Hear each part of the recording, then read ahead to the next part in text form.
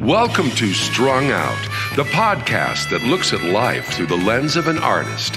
Your host is the artist, writer, and musician, Martin Lawrence McCormack. Now here's Marty.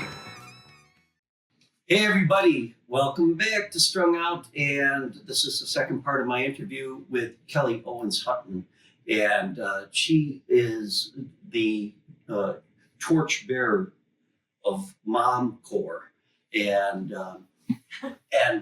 a very you got to watch the last podcast to find out about her life, how she got into music and has managed to have a successful career, which is what this podcast is all about. Is the idea that there's a lot of people out there that are really the true journeyman musicians. I'll get off my soapbox. Yeah. I'll turn to you and say, good to have you here. Give us a song right off the get-go. Okay, cool. What do you got? Let's do, this is a song called Car Seat Hot Sun. It's another one that I wrote for Jenny Benjamin's Haiku? Haiku Million. So, yeah. All right. That song.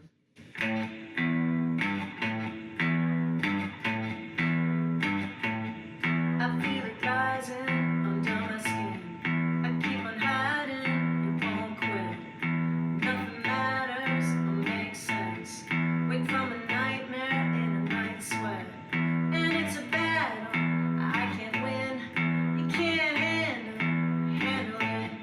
Don't try to tell me what to do. Don't try to tighten any loose screws. I wanna stop it, it won't stop. I look behind me, I wanna back up. My head is playing roulette with me.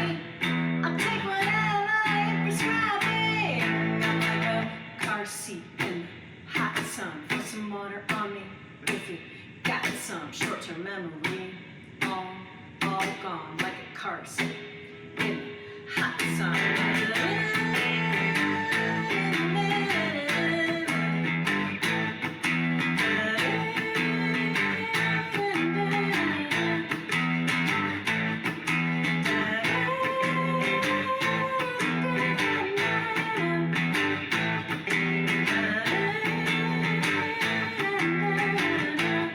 I feel it rising from my feet. Can't get no relief. Feel it rising from my feet. Can't get no relief. Feel it burning inside of me. Can't get no relief. Feel it burning inside of me. I take whatever you prescribe me. I'm like a car seat in the hot sun. Put some water on me if you got some short-term memory. All gone like a car seat in the hot sun. Like a car seat in the hot sun. Put some water on me if you got some short-term memory. All gone like a car seat in the hot sun. Don't talk about it. Don't talk about it. Don't talk about it. Don't talk about it. Don't talk about it. Don't talk about it. Don't talk about it. Don't talk about it. Don't talk about it. Don't talk about it. Don't talk about it. Very cool. Thank you. A lot of thoughts going through my mind when I'm listening to it. I'm thinking this woman is able to do the whole Jack White kind of thing. You're a one-woman band. I like that. In the way that I guess maybe I'm old-fashioned in that way, but I like the idea that you got the rhythm. I can hear everything in that. I can hear the drums, and I like how you use your voice, as an instrument too. So you're not just, I think that's so important. I mean, it's one thing to sing lyrics, but the other thing is, God, you got a voice, turn it into the guitar. Yeah, I sing the solos. Yeah, I think that's the things that are in my head. I think that is great. And I did a song in which I actually made my voice sound like it was coming through a radio. Oh, cool. And I wrote it because when my daughter was born, it was the polar vortex.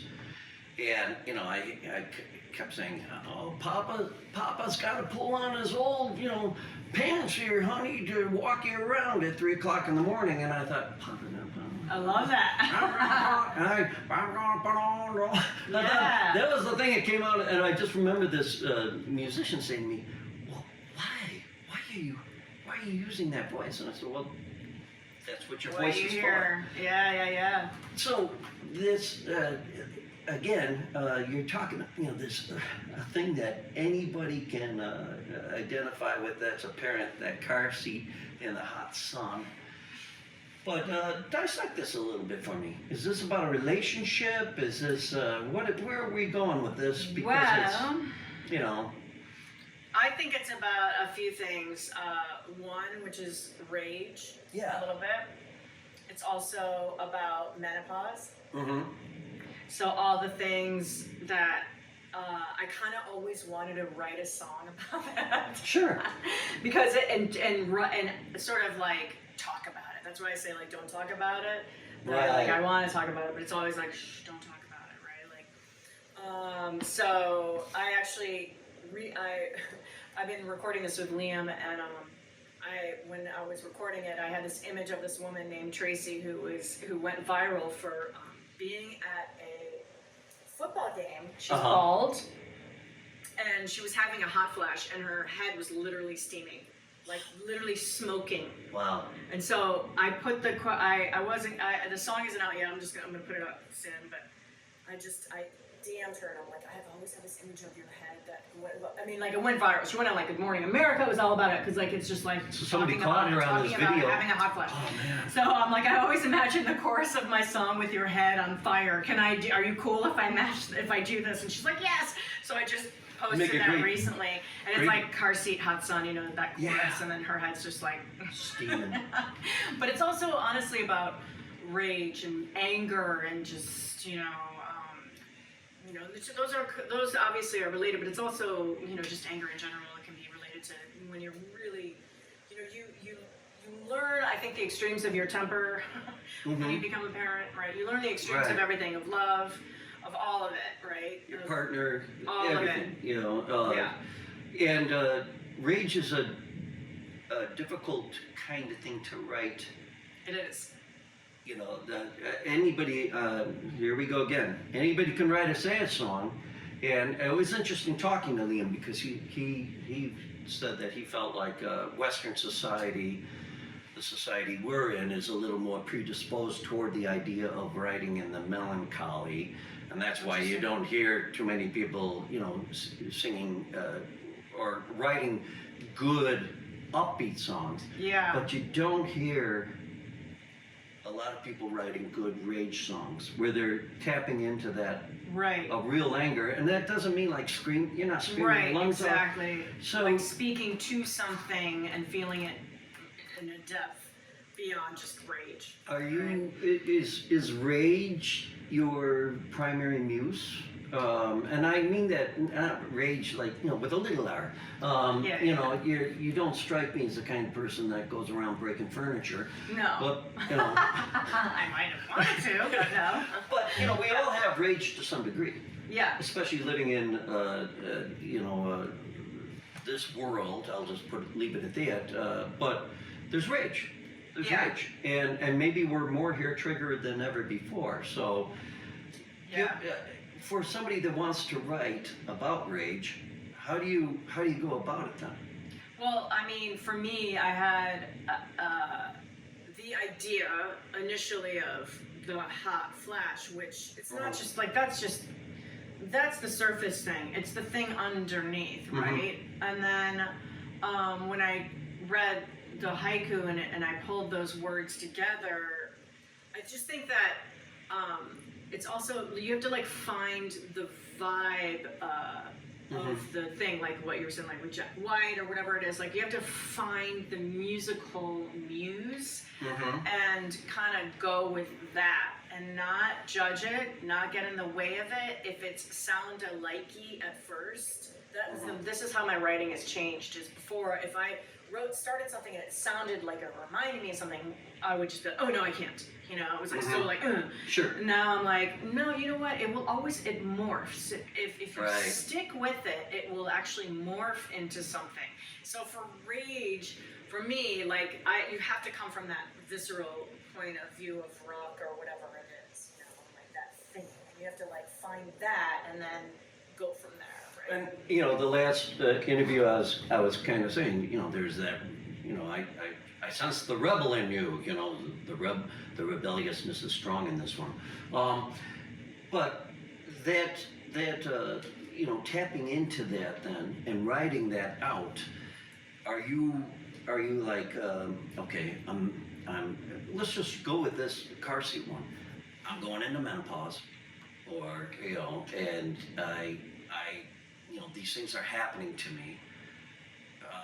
Are you jotting down these ideas first, or are you like? Yeah, it's Because funny. it almost sounds like, you know, that groove that you came up with. That's an angry groove too, in a way. Yeah. You know, it's not like Yeah. It's like I had this image of a person in a grocery store with people in their way. You know that Good feeling idea. like you know, and you could just Yeah. you know, Love it, I don't know. I just got that kind of that imagery of Yes, exactly. You know. I mean, yeah, when the music meets the lyric, it's like, thank you, right? Otherwise, it's contrived. And this is, I don't even know how, I've been thinking about this lately, like when I look at the songs I've written, because like that one's not on the record. I've already written like a follow-up. I've got like 10 more MOMMA'S songs. I just started one thanks to you because I was like, oh my God, I gotta practice. I started something, you know, the other day. I hate when that happens. I know. Yeah. But I'm like, there's something happening where it's like, I don't know where this is coming from. It's just bizarre. I guess I'm just so open to it. And I am not editing in any way. It's really important not to edit what comes through, because it always transforms, you know. It always transforms. Are you of the school of I write everything down by hand? I used first, to be. Or okay. I used to be. You mean like literally? Literally. Like, yeah, I used to. I have notebooks and notebooks and notebooks. Now, when things come to me, it's like I need to get to it right away. So I have notes in my phone I have titles. I really like to come from a title, like, point of view. And because that will a lot of times lead into the hook. And it's also good for recall. I mean, yeah. You're looking through and I your just whole go library. through and I'm like, So that's fascinating, because I mean, I usually think the title is the last, yeah. you know, the star you put on top of the Christmas I tree. think this is a Nashville influence. I really do. But see, in the last interview, I said you do everything backwards, and now you're doing it backwards again. So you Yeah, I used to do that. you but come I up don't with know. a title. I mean, so you kind of have A concept title. a concept title. Concepts, Okay, titles. I like that. But the titles, if the title is like for me, titles, I don't know, it locks the concept, you know. So like I'm working on a song called "Back in the Basement," you know, and it's like to me, I may not, I've written it. I'm a little frustrated with this song. This is like inevitably, all of these songs, there's a moment where I'm like, Okay. Yeah. and I have to trust that it's going to be okay. But again, in the past, my younger self would have been like, I've hit a wall and it's done. Now I'm like, I hit a wall, I'm like, I got this, it's cool, I'm gonna get it. I'm gonna trust. I've gotten through this before, and it's literally like the more you push through that hard part, the better it is. You're bringing out a lot of good advice. The other side of it is so worth it if you just push through. And you just have to remember that there's always something there. There will always be something there, and it's something I learned in improv too. Is it hitting a wall, or is it like hitting a sense of self-doubt and fear? Well, that's what I'm speaking to, that with the way that I write now, the self-doubt and fear is not invited to the party. You're not allowed. You get out. Like, you're not allowed into this party. you have to be able to say all the stupid things and do all the, you know what I mean? You have to work around all the crap, so to speak, to get to the good stuff sometimes. Sometimes you have great stuff off the bat, whatever. But you cannot judge or be doubtful of that, all of that goes around of creating something. That is ego, you have to leave that at the door. When you say you don't edit anything, is there a point where, and I get that, like everything out, Yeah. right? But at some point you start winnowing down because you're 100%. crafting like 2 to 3 minute songs, Yes. which difficult, especially So if you hard. want to try to get your point across. Yeah, so hard. You know, that's amazing right there. So, and stop me if I'm wrong in your process. Okay, Kelly goes in and she has a working title, writes everything out, you know, without editing. So you're getting your vibe, your feeling, Yeah. and then music comes along at some point.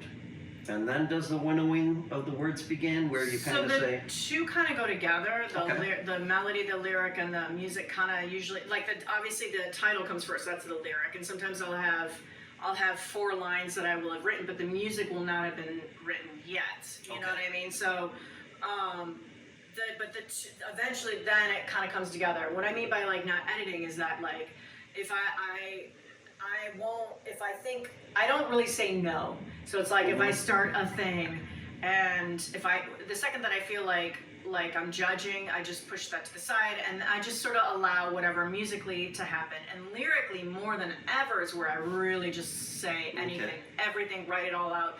I mean, I have literally paragraphs for the mother-in-law because I could not figure out how, like, I was like, do I say this or da-da-da-da-da, and then I went back to the old school repeat the verse because I was like, I've said everything. yeah, But to get to that point, I had to say everything. You know what I'm saying? Right. Like, I had to like just do like of all the ideas. so that's a good point for anybody who, you know, songwriting is, you know, don't limit yourself, you know, Yeah. if it's thinking, so you might surprise yourself because, you know, it's way down the pipe where you might find that kernel of truth that sticks out. Yes. I mean, I still think the repetition of that, there's a special place, Yeah. and, you know, which Yeah. it's also humorous. Yeah. Which, you know, the last interview with Kelly, we were talking about how she, you know, trained with improv, which really helps because that spontaneity is, you know, that's Yes. all like stream Yeah. of consciousness kind of stuff too, right? Yeah. To some degree. So, let me ask you this, and then let's have you play another song. When do you get the feeling that it is complete? Okay, so for me, this is what's also changed about my writing is that before, I feel like pre-momcore, not so much right before, but you know, younger years, right? I'd be like, I got a verse, a chorus, I'm good, maybe a bridge. I didn't try to better it. So like, I will have the most of it written, and there's always a thing, right? There's always a little nag where it's like, this line could be better. That's where I'm at with this other song. I'm like, there's something that is not, could I present this song as is? Yes. But there's something in me that goes, there's something here that could be better. So it's like, I'm always trying to make it better. Always trying to elevate it. Could this line be better? And you have to wait. For me, I have to let it sit. So I need like a week to 2 weeks now. Whereas before I'd be like done in a day, maybe 2. Because when you let it sit and then you go back and then you're like, you know, and then you record it, play it in your phone, listen to it back in the phone, go, oh, this lyric isn't, you're not hearing this lyric the way that I'm hearing it in my head, whatever. So it's done when I feel like all those things have been checked, right? I don't have that inner feeling of, oh, this could be better, or I've listened back and I can hear it, and this is after a break, because you have to have that break from it a little bit. Sure, you know? absolutely. But it will eat at me. I mean, you know, they won't let me go, these songs. Like, I'll start one, it will not let me go until I get to that point. Wow, how cool is that? I mean, that's, I get that. And I was going to ask you this, and then we will have you play a song. You ever look back at some of the songs that you've written and you say, "Oh man, I could have used." 100%. Yeah. And Like, that's changed hard. it. And yeah. Oh yeah. Why didn't I think of that? You know, Now I had a voice Yeah. teacher a long time ago that said to me, you know, and it kind of helped me with recording, and for what it's worth, is she said, "That is you at that point in time, and Right. just let it go." But do you think it's let's just say let's use the car seat song, and you know 3 years from now you come across a lyric and you're like, "Oh shit, I should put that in there." Yeah. Does Kelly Owens Hutton put it in? No, I think because the work that I'm doing now is 100%. I mean, I'm going to what I feel is 100% of the thing. So if a piece is done, It's done for me, and if I look Okay. back, and I may have that. I mean, I probably will. I'll probably be like, Sure. "Oh, why did I swear on that one?" right? Or whatever. Whatever it is, you know. But Right. I will. Given where I'm at now, I think I'll give myself the grace in the future to say, like, no, like that's where I was to your teacher. I feel like, you know, Yeah. when you know that you've given it 100, you know, then it's like, then you just, like, as they say, once you put it out there, it's not yours anymore, right? This is true, and then it's nice you're burning your own bridges behind you as Yeah. you musically move forward, right? Yeah. Which is, I always feel bad for those artists that have to go back and play all their hits, you know. I know. Because that's like purgatory. Yes. You know, but Yes. give us a song, and then when we come back from the break, I want to talk about your setup, and then I Okay. want to talk a little more just about not only song crafting, but you know, just advice for people, especially women.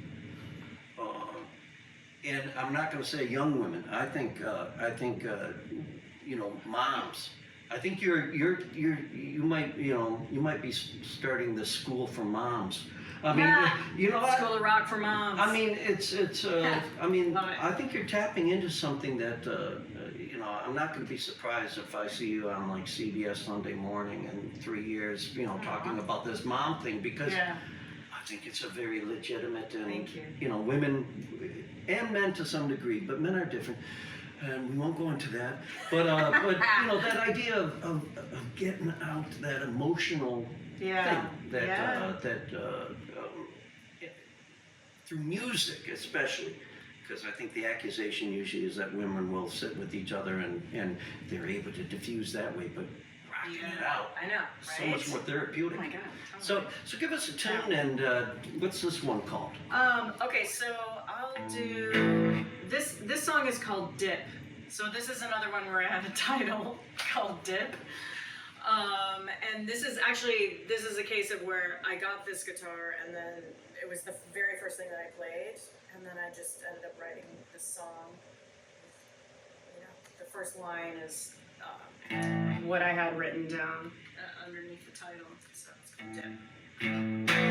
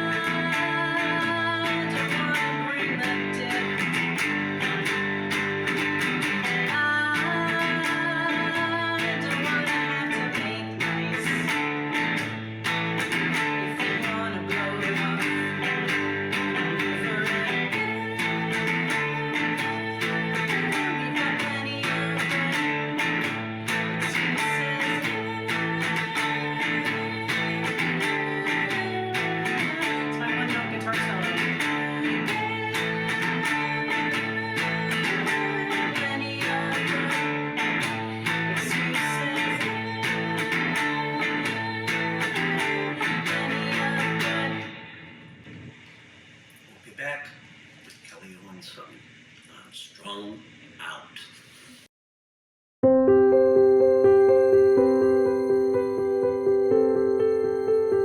Hello, subscribers, and welcome to Inside Views of Marty Fine Art, where people are talking about their collected works by artist Martin L. McCormack, like this plein air watercolor titled River Bower, Donegal, Ireland, recently purchased by Cindy Roby. Our trip to Ireland was such a gift. Even more so is the forever reminder of the trip we had through Marty's painting, River Bower, Donegal. It is a beautiful rendition of a path we actually had the pleasure of walking. Marty masterfully captured the light through the trees, the gentle breeze, and the brilliance of the fall-colored leaves.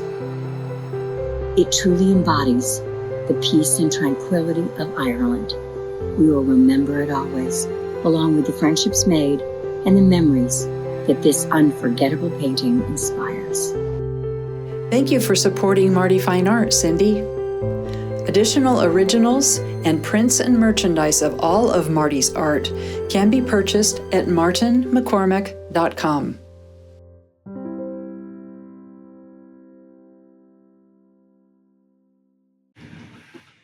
We're back, and the song Dip is great, and Neil Young would be happy with that one-note guitar solo. I always thought Cinnamon Girl was like, you know, I was like, that's a genius. Those are the only solos I know how to do. I like that. I like it a lot. I just think that for the obvious reason that you can walk into anything with your guitar and sing and present, and it's satisfying, you know, to me as a listener. For the aspiring rock guitarist, tell us a little bit, why do you have this Fender Mustang? How did you get it? And, you know, a Fender amp, that looks like an old amp. This one, I've had ever since I lived in New York. Is that tube or is that electric? It's tube. So. It's, I've had it for like 20 years. I lived in New York. So, I love it. It's great. It's just a little amp, you know. It's great for clubs, little clubs. You can get, you know, but anything bigger, you're gonna want a bigger amp. you bring that on stage with you? Do you have it mic'd or? I do. You gotta mic it. Yeah, for sure. Yeah. And then, what kind of strings are you using? Are you using light gauge or just electric? I think they're medium. I don't know. Medium. Yeah. Doesn't matter. I actually only just started to really play. I've been playing guitar for a long time, but the electric I only pulled up honestly the last few years, where I really tried, because with Momcore I was like, it's got to be electric. You better have electric. If you're writing songs about rage and you're trying to do it. It's like there's You could do it, but it wouldn't be the same. No. But this guitar, I was borrowing my neighbor's guitar. We did a swap because I had a Telly, which is like an 88 Telly, but the intonation is so whack, I'm telling you. I wish it wasn't, but it is. Yeah. And he had a Strat, so I'm like, here, and we swapped. So I was initially playing this Strat, which is not like my favorite thing, but it worked. And then this guy that has been a really great Momcore sort of like cheerleader named Dan Colucci. He's from Detroit, and he texted me. He was like, I'm at an estate sale for this guy. He has all these guitars, all this stuff. They've never been played. And most of it was like bought. And so this was on there. And I was actually in the studio with Liam. And it's crafted in Japan. It's, I think it's a 93 or 94. It was never played. I love used, I love the racing Strat. Yeah, we're okay. At first I was like, and then I'm like, you know what? I think it's kind of cool. So this is your instrument of choice for now, these days. Yeah.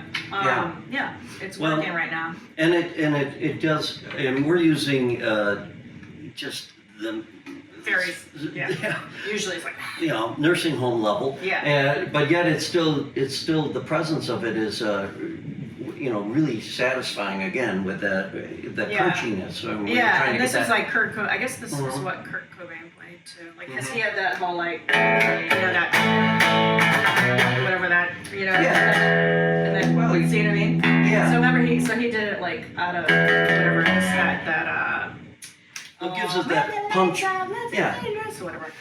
That song. That punch that's I love that with the grunge. Yeah. Because, it just, again, it was like it's moving walls, it felt like, that kind of sound. Oh yeah. Well, let's go back a little bit about your songwriting, but also like, your stage presence. Do you like to have a band around you? Oh yeah. So tell us a little bit about that. Well, I have right now Liam Davis, who I record with, who produces. I work with all my stuff right now. I've corralled him into playing with me. So only on the big gigs, So he's playing bass, and then, although we all kind of are multi-instrumentalists, so we kind of swap and do stuff. And then I've got Gerald Dowd on drums. And he does this cool stand-up cocktail kind of kit thing, which works for this right now. We'll bring out the Van Halen kit for the bigger gigs. And then Leslie Bugelman has been playing keyboards and guitar. And it's very momcore because she picked up the guitar 2 weeks before one of our gigs. I'm like, you're good, you're fine, it's all just, I'll play bass on some stuff, I'll do some beatboxing, for some grooves sometimes. And we just sort of play all the things, and it's really, really fun. And then harmony is key because I've got a lot of backgrounds on my stuff and parts. It's all just little parts. Are you a natural there with harmony and that? Yeah, oh yeah. Good. That's my favorite thing. Yeah, me too. That's what I love to do. Yeah, it's so much fun. Yeah, it's the best. Are you using exclusively your own songs now? Yes. So I know back in the day when you were in your Nashville years, you did a little bit of collaboration and stuff like that. Well, how do you like to run a band? With a lot of booze.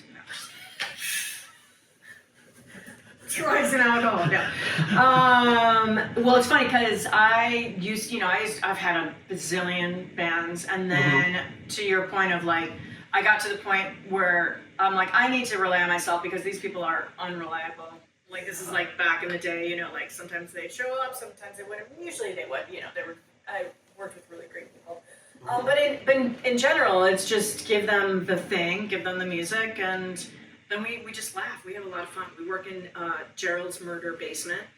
In other words, it's a very scary basement, and we just play the songs. They're all pros, so it really should just be light and fun. And I don't take it I take the writing and all that obviously very seriously, but when I'm in the thing, I just want to have fun, have a lot of fun. And when you're working with people that are incredible, then you can have fun, And that translates well on stage, of course, because you have that. Yeah, it's really fun. Force with you. And you just it's so important to be able to know that they've got you. You know what I mean?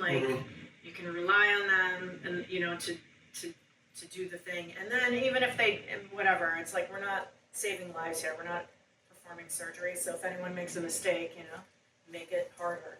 Yeah, or repeat it. I think that was three more times. The old thing. Yeah. Look, we should be giving out your website right now for those that are listening, and it's been throughout the YouTube version of this podcast, but it's Kelly with an I, OWENS, HUTTON.com. And if you go there, you're going to see everything that she is doing. And links to all the things. Yeah, and is there any gigs on the horizon in the next 6 months that we should be aware of? I have to check the calendar, but we're playing Fitzgerald's in September. I'm doing the Haiku Milieu show August 29th with Jenny. And then I'm planning my next Momcore show, where I've got stand-up comedy and improv and the band and all that. That'll be more in the fall, in the winter. The Momcore songs they translate well when you're just up there fronting a band? Well, that's what, so this gig in, at Fitzgerald's that I got asked to open for this band, I was you do know what I do, right? Like, how old is your audience? Because if they're like 20-somethings, I don't know if this is gonna work. Like, I don't care, I'll do it, you know. And they was like, oh no, they're like probably 30s, 40s. They've got kids, you know, like whatever. And it's, again, it doesn't matter. But this will be our first time not doing improv with it, but I'm really looking forward to it. I've done it, obviously, like by myself, doing shows and stuff, without any improv going along with it. But it's gonna be great. I think it's gonna be awesome. That translates well though into like theaters. I mean, Yeah, that's boldly kind of the going, goal. That's what I want to do. you know? Like combining rock and comedy is, to me, like such a natural. I feel like it's so natural. But comedy clubs inherently sound like crap, and venues might not necessarily have the stage. So it's like you have to find the right stage to do this show, and it exists for sure. Well, we're getting to that point where we have to have you play one more song, and we're also getting to that point where you offer sage advice to people. Okay. And so put on your best sage. Okay. What advice do you have for people that want to be like you, writing songs, performing? You know, your life, the trajectory of your music career, of course, took you to all the meccas of the music business. Yet here you are in the Windy City. And but the Windy City is so amazing for the depth of music and musicianship that's here. Yeah. But you know, anybody trying to get into this, what's your advice? I mean, you just have to do it. Like if you're gonna write, if you want to be a songwriter, be the songwriter and just write. I think that the biggest thing that I always found helpful, especially when I moved to a new city, it was, like I said, I would find an open mic. When I was in New York, I did it, and it's not like you want to find the good one. So it's helpful if you can ask a musician like what's a good one or what have you. To just to start playing. Like this is if you're like really new, you know, like just go out there and put yourself in front of people right away, and then collaborate. Try to find people and learn how to collaborate, and understand that when you collaborate, think of the other person that you're working with as having the better idea. So their ideas are better than yours. I feel like if you come from that perspective, then you're always going to be elevating each other, right? And you want to just be open and don't say no. Yes, and don't say no. Really good advice there. I like that too. Yes, and. But I like that idea of like the collaborative, you know, just assume that the other person has a better idea, sort of shooting them down. Yes. And then you're spiraling out of control. Nothing worse than being in a, like that kind of vibe. It's like, no, go in open and elevate each other. One last thing, since you know you are married, you have 2 kids, you know your husband, is he still in the music business, or is he kind of? I mean, I know he has the dad band. No, he doesn't. Yeah, no, he is. He's still in the biz. It's funny because he's in the business side of it. So I'm the artist side of it, right? The business. So he's learned a lot from me, like from that perspective of like, you know, like, oh my God, like don't be so mean. You know, and then he learned, you know, I'm like, I teach him how to handle artists in a way. And then he gives me the perspective of, we are absolutely replaceable as artists. Those business people, there's another one. You know, they actually are around a lot longer than the artists. Right. The ones that are in the biz, you know. So they're the one, and they see and know everyone in terms of artists. So don't be a pain in the ass, because they'll know. That's good advice. You know, I mean, to go into it with a sense of joy, but also, you know, understand that you're in a business. You're in the tough one of the toughest businesses out there, because just as you said, there's always somebody else, and you know. The business end of things are not looking like, oh, this person's so creative. Yeah, I'm gonna hang on to that. Yeah, it's like, how many units can we sell? Yeah. Can we do this tour? And you know, so that's tough. That's tough. Yeah, I always say like, don't don't be precious about your thing. So like, Mhm. you know, always be willing to like pivot and move, and don't be precious. You're gonna write another great song. It's gonna be okay. And maybe don't take yourself too seriously. That's right. Kind of find the humor in all of it. Oh my I mean, God, I think yes. that's, I think So important. at the end of the day, I think, as I like to say, nobody's keeping score. At the end, you know, live your life and don't worry about maybe, you know, whether you're going to have a legacy or not, because as I like to say, 200 years from now, nobody has a legacy. That's true. You know, and We're all that's, gonna die. yeah, we're all gonna die. Have a nice day. Thanks for showing up. Thanks for showing up on this podcast, which seems very appropriate with you, Kelly Hutton. Rock us out with one more. I want to thank you. What a joy. And Thank you for having me. I had so much fun. I hope we can have you back, and I'm just the best of everything with your career and your family, and Thank you. you're Appreciate tying it all together. Thank You know. So what do we got? Okay, so this song, I will dare to play because I'm still learning it. But it's called Man Flu. This is another one that I got a title from a friend who was like, you know, talking about man flu, which I didn't. I knew what it was, but I didn't know there was an actual name for it. Yeah, so this is called Man Flu. And by the way, I played this, the first time I played this was Friendly, I think, with like a songwriter thing, I just tested it out. And it was hilarious because I was, you know, here and the venue's pretty long. So I'm like playing it and all the men are like, and all the women are like, I got it. and I told my husband, he's like, that's so punk. I'm like, yeah, they were not there. Anyway, so this is Man Flu. Man.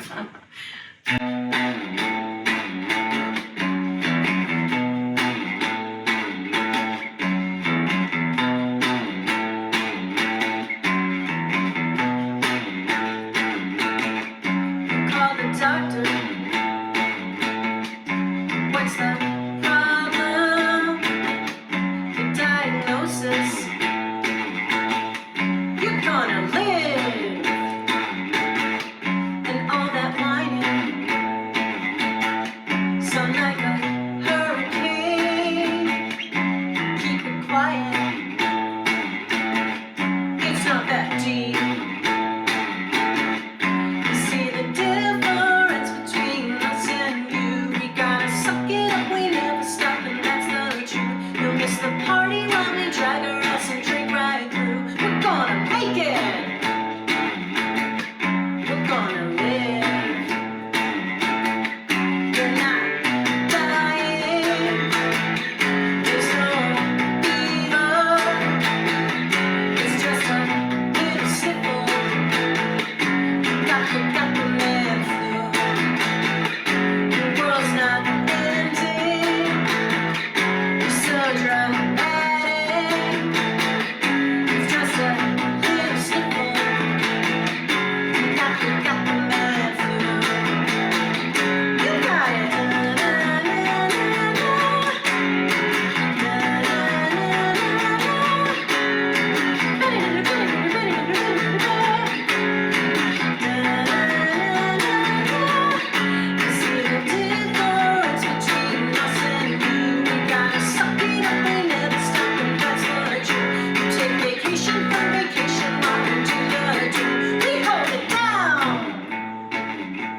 Yeah, you know that's right.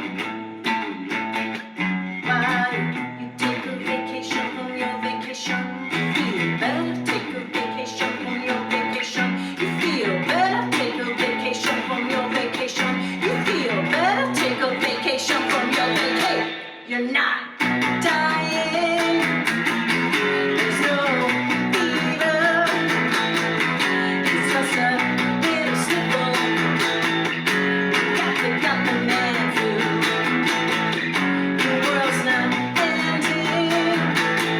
You're so dramatic. It's just a little simple. Got the man flu. You feel better. Got the man flu. You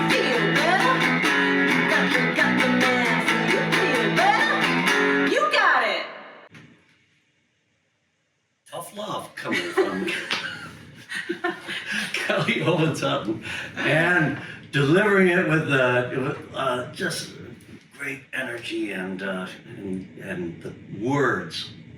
You nailed it. I love it. And as a man who's had man flu, I can relate. You know. You feel better? I feel better now that I heard that.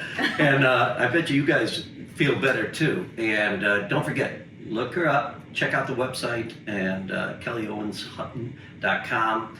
Check out where she's going to be performing with Momcore or with her band, with the famous Gerald Dowd, who plays in everybody's band. I think there's more He's than everybody's one drummer. Gerald Dowd, I'm beginning to think. Gerald, if you're listening, you've been cloned, I think.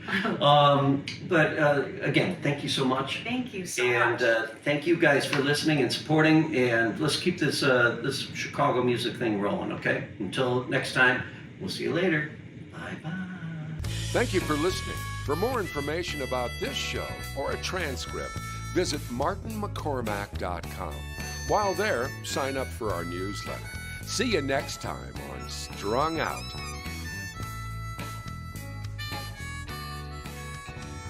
It's all so wrong, this pain we feel makes no sense at all. A swan song wasn't part of the deal, was no good.